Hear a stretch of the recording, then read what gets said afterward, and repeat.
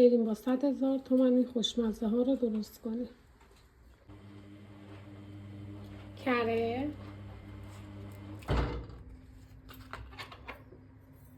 شکر، آب.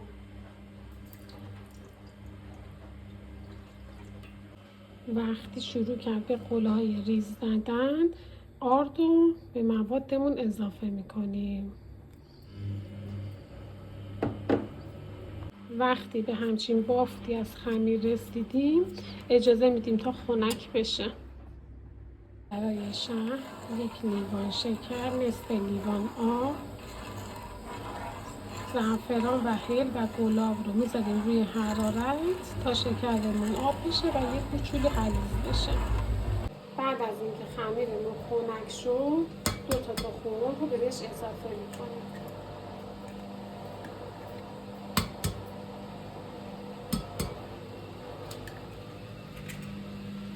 بعد هم میزنیم، هم میتونیم با همزن برقی هم بزنیم هم با دست.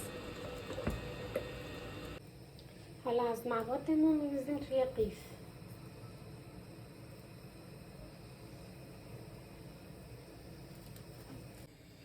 حالا شروع میکنیم توی ظرف پر روغن قالب میزنیم.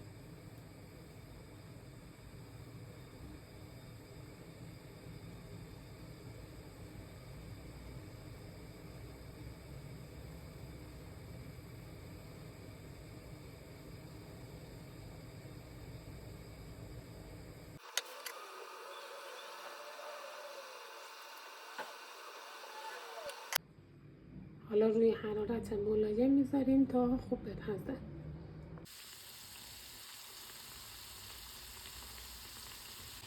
وقتی که به این مرحله از سرخ شدن رسید از روغن در میاریم.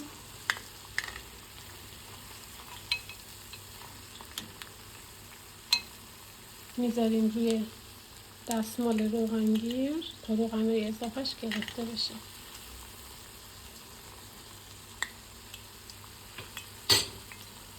بعد از سرخ شدن داخل شهدی که از قبل آماده کرده بودیم میذاریم. یه شیرینی خیلی راحت و خیلی خوشمزه تقدیم نگاه مهربونتون.